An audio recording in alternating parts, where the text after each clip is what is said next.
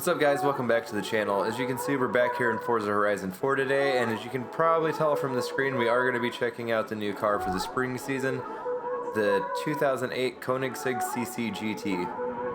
And we'll go ahead and jump into Forza Vista here first and take a look at it. I've actually already filmed this video earlier, so I've got the car upgraded where I want it, but we will look at customization as well. There's not really a lot we can actually look at here in Forza Vista, which is why I actually decided to do it first in this video, plus I already had to record it once. Somehow I had no mic audio and my regular audio was really faint too, so I'm not sure exactly what happened. Hopefully it goes okay this time for me. But because most of this car doesn't open up, you can't really see a lot of it. The interior in it is really cool though, definitely fully spec'd race car. Really nicely done, really clean. I'm going to include a link down below to give you guys some more info about this car if you want to check it out, and it's also got some startup clips of this car in real life.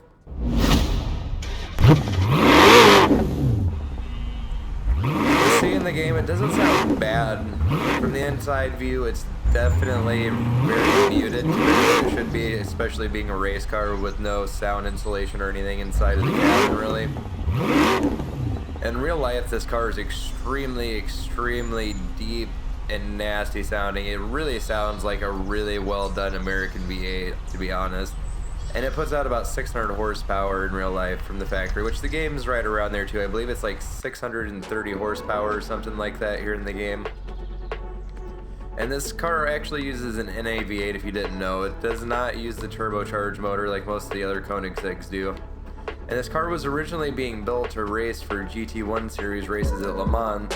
Unfortunately, Koenigsegg waited a little too long to get the car finished, and they were never able to actually race it. But the few people who did actually get to try it out said it was an amazingly nimble car and just handled incredibly on the circuit, which should be expected being a 2,000-pound car and being NA. It should handle and drive very well and be fairly well behaved. Before we get any further guys, excuse me if my voice is like gone basically. It sounds like my throat hurts pretty bad. My voice is going in and out, so I'm going to do my best to get through this.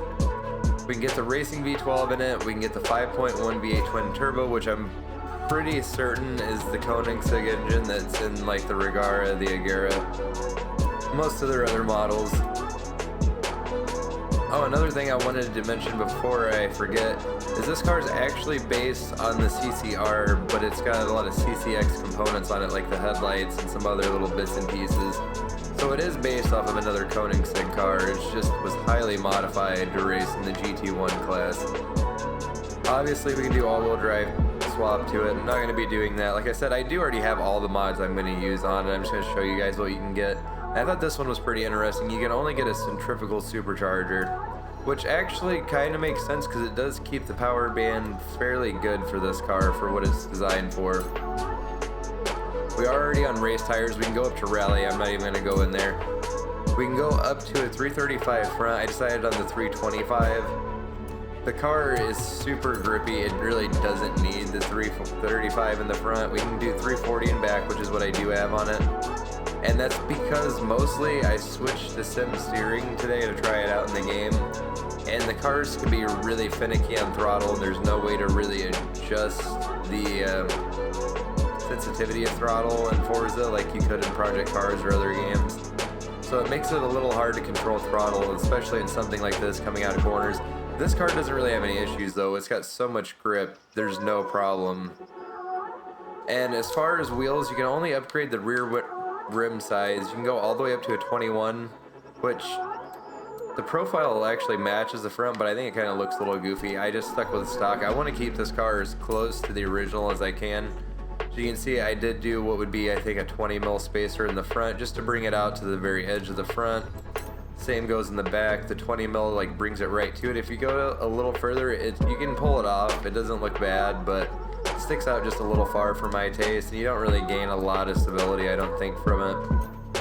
For springs and dampers, you can throw rally springs on this thing if you wanted to for some reason. I'm not really sure why that's even a thing on this car, and why drift suspension wouldn't be a thing if rally is. Waist reduction actually does take a decent amount off this thing. It brings off 221 pounds, which brings this thing down to 2,200 pounds overall, which is insanely light even for a race car.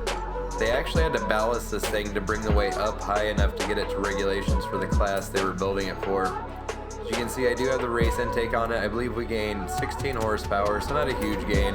Most of what I did put on really didn't get us a lot. 19 horsepower from this, or the ignition upgrade. I was not able to do that without breaking into X class, and I really didn't feel like racing this thing in X class. I do want to say though, if you did the other Koenigsegg engine swap into this thing and just maxed it out, I think it would probably be one of the fastest cars in the game simply because it is so light.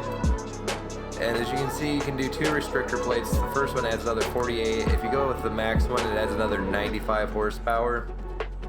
So with the cylinder heads, that would bring this thing to just about 800 horsepower if you actually maxed it out in the stock motor. Alright, so let's go ahead and take this thing out here, guys, and I'll give you my thoughts on it. The tune... Sorry, like I said, I'm losing my voice and it's cracking on me now. The tune isn't far off from stock. It's mostly just tire pressures, and if you look at the gearing on this thing, it's really, really odd looking, so I kind of just evened everything out a little bit so it'd be a more linear gear ratio in it. Besides that, I didn't really change a lot. And I gotta say, on sim steering, this car does feel really nice here in Forza. It performs and feels about how you would expect something with this engine and drivetrain layout and this type of power to have. The only thing I will say is it's definitely way grippier than this car could ever be in real life, regardless of what kind of tires you put on it, unless you were running an insane amount of downforce, which I still am running the stock downforce. It's at 160 pounds front and back, I believe. But even then, you can really just kind of chuck this thing into corners and it just grips so hard. And you can really see how responsive this car is to your inputs, especially with sim steering on here in the game.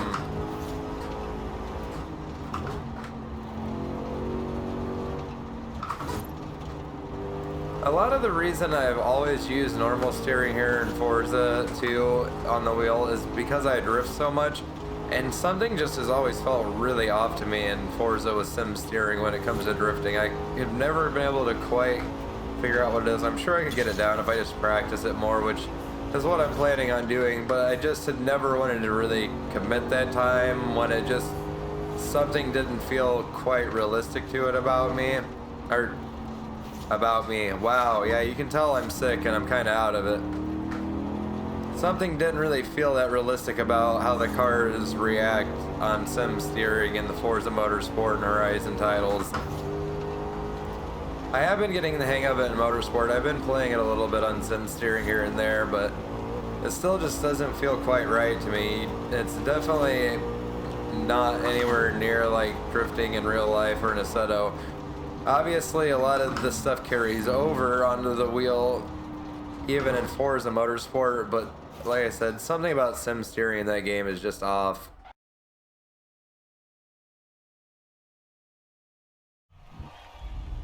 Now, before we actually get too far in this race, I did forget to mention on the way over here, because I got distracted talking about sim steering, about how you get this car.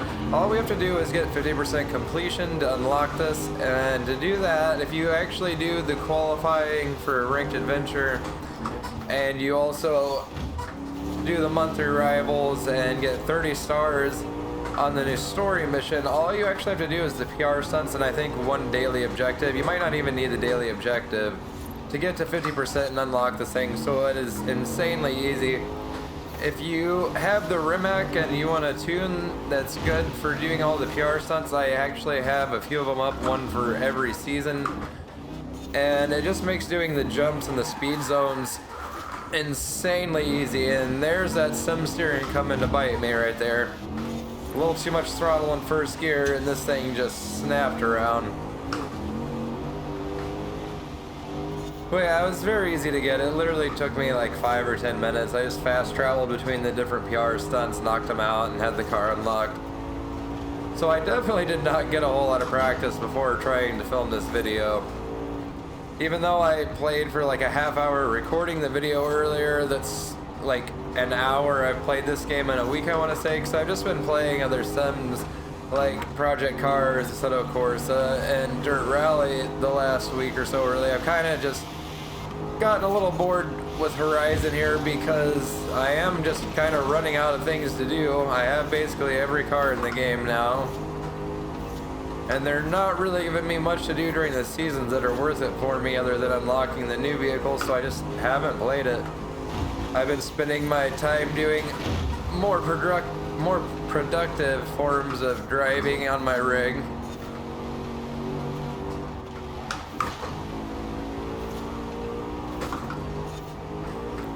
I know one thing, I definitely have not gotten tired of being away from the way the clutch reacts in Forza Motorsport and Forza Horizon.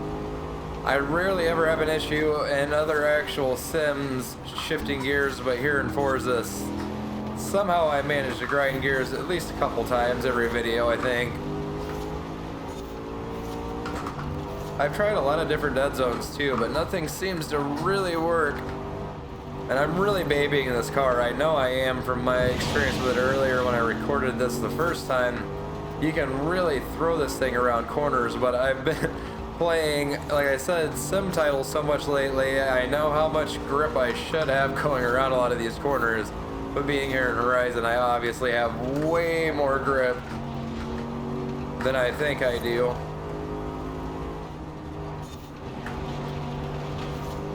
You can kind of tell too, because I keep turning too sharply on a lot of corners, so that I expect the cars to understeer just a little bit, and there is no understeer at all. It just grips and hooks itself around the corner. Oh my god. We're gonna pretend that didn't happen because I'm a decent little bit in. I'm not feeling the greatest today, and I kind of just want to hurry and get this video recorded for the second time so I can get this thing edited. Oh no, oh no, oh no. Oh my god, I almost got murdered by the unicorn. Okay, we're gonna have quite a battle ahead of us to get any kind of decent position out of this race. I do gotta say, the car does feel pretty good here on the wheel. You can really feel the grip and downforce on the wheel for sure. This thing has extremely heavy feeling on the wheel here in Horizon. It does still have nice force feedback though. You can feel pretty much what the car's doing. Oh, I almost went straight into that bridge. Definitely have not done this race in a while. I do not remember a lot of it. I actually started to get a decent amount of the layout for this memorized a while back, but it's been so long since I've really done it, I definitely don't remember it now. Okay, getting punted off by the Huna truck.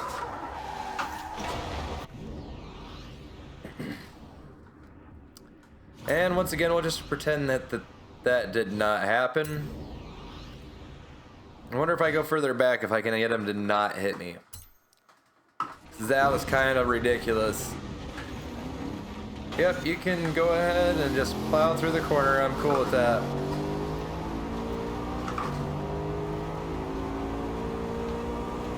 I don't even remember what I was talking about before that happened now. It caught me so off guard.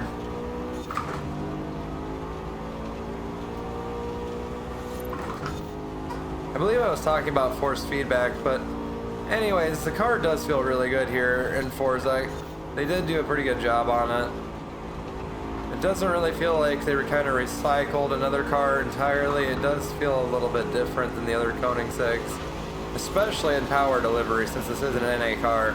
And this is why I hate extreme track toys, because there are always Formula Drift vehicles that have like 1,000 horsepower. Oh my god.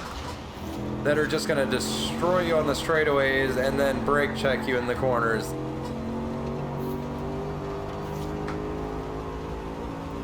That shows you how good the brakes are on this thing, because I would have died if I would have been just a little bit later on the brakes on this thing, and somehow it managed not to lock, even though I basically stood on them.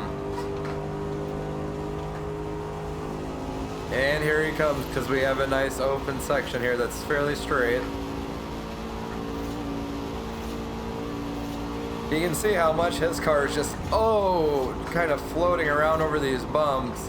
I cannot believe I made it through there. Oh, well, compared to us where that's just kind of sucked down to the road, you can really see how much downforce this thing actually has. I think the graph in the tuning menu is kind of lying about the downforce level. We're just Oh, that was close. Just overtaking cars like it was nothing through those corners.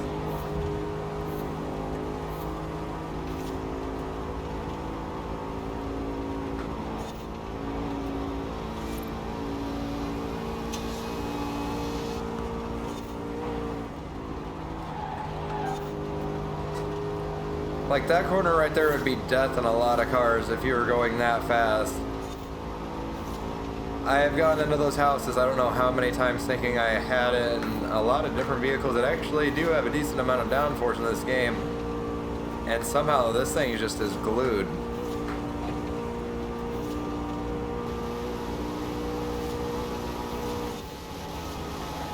Oh, that was sketch. I really do not like him weaving all over the road, tapping his brakes like that.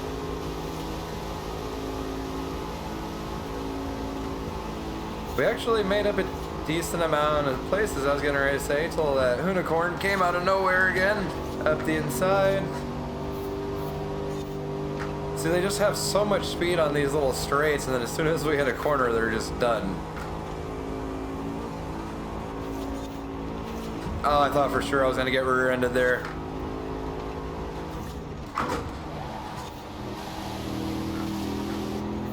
Just barely a tap of the brakes coming down into that braking zone. Oh my gosh. I almost wanted for a downshift there to slow down even more. I keep underestimating this car so much. It's kind of hard to describe how grippy this thing feels. It's not feel like a 2008 Koenigsegg. It definitely feels like a modern day car with extremely high downforce on it.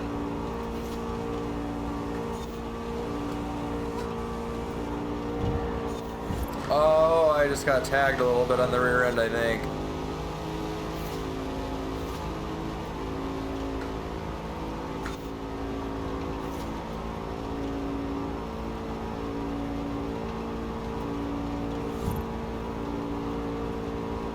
When I tried this race the first time, when I was recording, oh, that could have gone really wrong.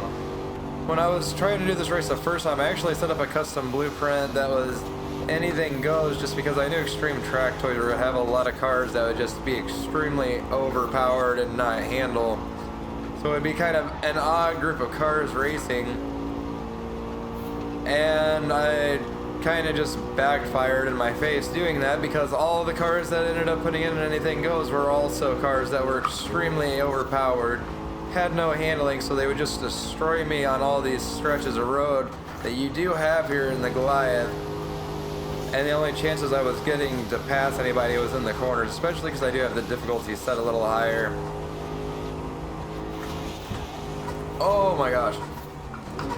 Like, that's exactly what I wanted to do. I thought the car could do it, but at the last second I like flinched a little bit because I thought I was going straight into them. I did not think that it was possible I would have enough grip to pull that maneuver off.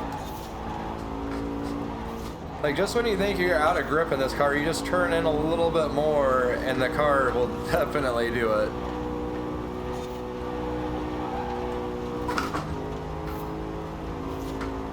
Like, that entire section was just flat out.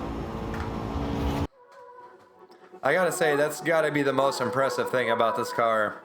It's just insanely, insanely good handling it has. I highly doubt 160 pounds of downforce was right. I might have misread it too, because I did just glance at it really quick. So like I said, I didn't change a lot of the settings on this car from stock. Before we do leave the video here, as we do the outro, I will let you guys hear this thing from the outside while I cruise around. To give you guys my final thoughts on this thing, it's honestly an amazingly well-behaved car here in the game, especially for what it is. You saw in first gear, if you're not careful with throttle, it is easy to whip the rear end. Excuse me, sorry. But in first gear, it is easy to just whip the rear end around. It does have just instantaneous throttle response because it is NA. And even with those 345 race tires in the back, it is not really hard for this thing to overcome them with a little over 700 horsepower, I believe it is we're at now.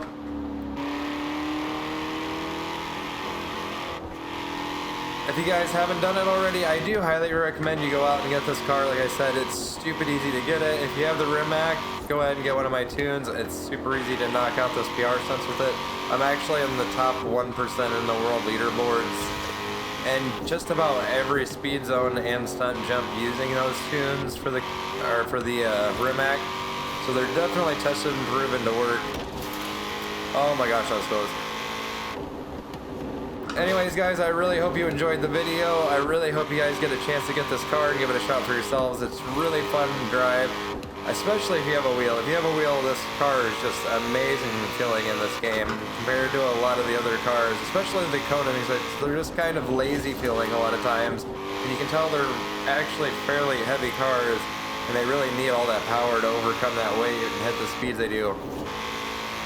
They're not like insanely heavy, don't get me wrong. Obviously they are mostly carbon fiber aluminum, but they are still heavy enough to where you can feel it, especially in a game like Forza where everything's kind of a little over exaggerated at times. Where on the other hand, this is very nimble and very just perfectly balanced is the best way to put it. It really does feel like it's almost perfectly balanced here in the game. You can really just do whatever you want with it.